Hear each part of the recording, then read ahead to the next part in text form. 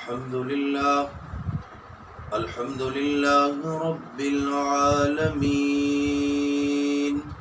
والعاقبة للمتقين والصلاة والسلام على سيد الرسل وخاتم الأنبياء والمرسلين وعلى آله وأصحابه أجمعين. أما بعد فأعوذ بالله من الشيطان الرجيم. بسم الله الرحمن الرحيم. شهر رمضان الذي أنزل فيه القرآن.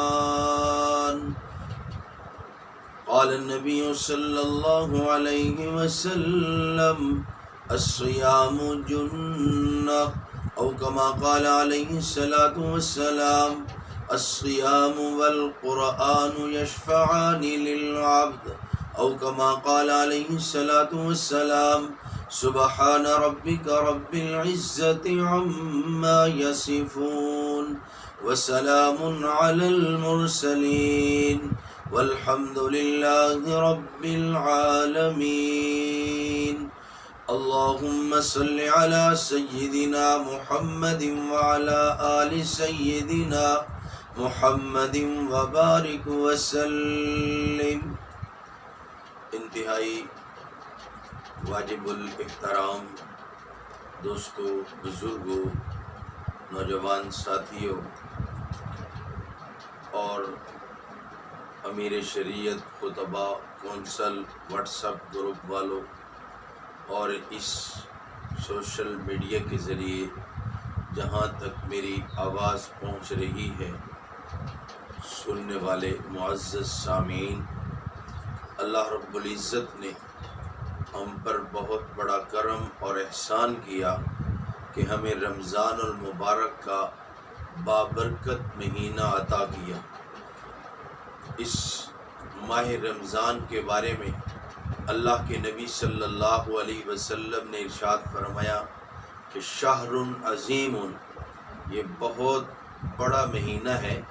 شہر مبارک، یہ بڑی برکتوں والا مہینہ ہے. شہر، فرمایا کہ اس میں ایک رات ہے جو 1000 مہینوں سے زیادہ بہتر ہے، جسے لیلۃ القدر کی رات کہتے ہیں. فرمایا یہ صبر کا مہینہ ہے اور صبر کا ثواب جنت ہوتا ہے. فرمایا کہ یہ مواسات، بھائی چارہ، ہمدردی، غم خواری کا مہینہ ہے. اور حدیث کے اسی ٹکڑے کے اندر یہ بھی الفاظ ہیں کہ اس کے اندر مومن کا رزق بڑھا دیا جاتا ہے. تو اتنی عظمتوں اور برکتوں اور رحمت والا مہینہ کہ اسی مہینے کے اندر اللہ رب العزت نے قرآن مجید فرقان حمید کو نازل کیا، جس کا قرآن نے اعلان یوں کیا: شہر رمضان الذی انزل فیہ القرآن، کہ یہ رمضان المبارک وہ بابرکت مہینہ ہے جس کے اندر اللہ رب العزت نے قرآن مجید کو نازل کیا ہے. فرمایا یہ قرآن مجید انسان کی ہدایت کا ذریعہ ہے. اور فرمایا آگے کہ جب تم رمضان کا مہینہ پاؤ تو پھر اس کے روزے بھی رکھو. تو اللہ رب العزت نے قرآن اور رمضان دونوں کو جوڑ کے رکھ دیا ہے، یعنی لازم ملزوم کر دیا ہے.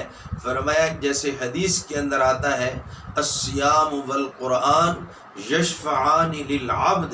فرمایا کہ رمضان بھی اور قرآن بھی، یہ دونوں بندے کے سفارشی بنیں گے، اور ایسے سفارشی بنیں گے کہ فرمایا کہ ان کی سفارش کو قبول کیا جائے گا، رد نہیں کیا جائے گا. اور آگے چل کے اللہ کے نبی صلی اللہ علیہ وسلم ارشاد فرماتے ہیں کہ رمضان المبارک کو اللہ رب العزت نے 3 حصوں کے اندر تقسیم کر دیا، جس کا پہلا حصہ اللہ کے نبی صلی اللہ علیہ وسلم نے ارشاد فرمایا: اولہ رحمت، جس کا پہلا حصہ رحمت ہے، وَأَوْسَطُهُ مَغْفِرَةٌ، اور دوسرا حصہ مغفرت ہے، اور تیسرا حصہ وآخرہ عتق من النار، جہنم سے آزادی کا ہے۔ فرمایا اس لیے 3 حصوں کے اندر تقسیم کیا۔ بندے بھی 3 قسم کے ہوتے ہیں۔ فرمایا ایک وہ بندے جو بڑے متقی پرہیزگار اور بڑے اللہ سے ڈرنے والے ہوتے ہیں۔ فرمایا اللہ کی رحمت رمضان المبارک کی پہلی رات سے ان پر رحمت آ جاتی ہے۔ دوسرے بندے وہ ان میں متقی پرہیزگار بھی ہوتے ہیں لیکن ساتھ ساتھ گناہ۔ فرمایا جب پہلا عشرہ رحمت والا گزرتا ہے، دوسرا عشرہ آتا ہے، اس کے اندر اللہ رب العزت ان کی مغفرت فرما دیتے ہیں۔ فرمایا تیسرے بندے بھی ایسے ہیں۔ فرمایا پہلا عشرہ بھی گزر گیا، دوسرا عشرہ بھی گزر گیا، لیکن جب تیسرا عشرہ آتا ہے وہ گناہ ان سے دھل جاتے ہیں، اللہ تعالیٰ انہیں جہنم سے آزاد کر دیتا ہے۔ تو اس لیے فرمایا یہ رمضان کے 3 حصے، پہلا حصہ پہلا عشرہ اسے رحمت کہتے ہیں، تو پھر میں یوں کہوں تو بے جانا ہوگا۔ فرمایا رمضان بھی رحمت، قرآن بھی رحمت، نوافل بھی رحمت، تراویح بھی رحمت، خیرات بھی رحمت۔ فرمایا اس کا پہلا عشرہ بھی رحمت، اللہ کے نبی بھی رحمت، اور اللہ کی رحمت بھی ہم پر ہو رہی ہے۔ تو اس لیے ہمیں اس رحمت کے اندر رہتے ہوئے ایسے اعمال کرنے چاہیے جس سے اللہ کی رحمت کا نزول ہم پر ہو جائے۔ اور وہ کیا ہے؟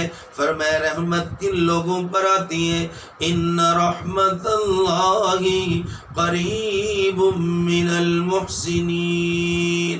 فرمایا اللہ کی رحمت ان لوگوں پر آتی ہے جو نیکوکار ہوتے ہیں، متقی ہوتے ہیں، پرہیزگار ہوتے ہیں، اللہ کا خوف ان کے دل میں ہوتا ہے اور اللہ کے احکامات کو پورا کرنے والے ہوتے ہیں۔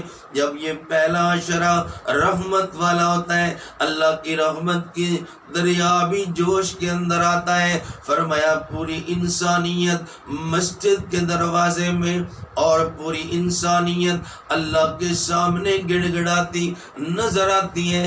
فرمایا یہ بھی رحمت ہے کہ بندہ اپنی اس نیند کو چھوڑ کر اللہ کے حکم کو پورا کر کے مسجد کے اندر آ جائے اور اللہ کے سامنے اور اللہ کے حضور گڑ گڑا کے اپنی مغفرت کی دعا کرتا ہے، اللہ اس پر بھی رحمت عطا کرتا ہے۔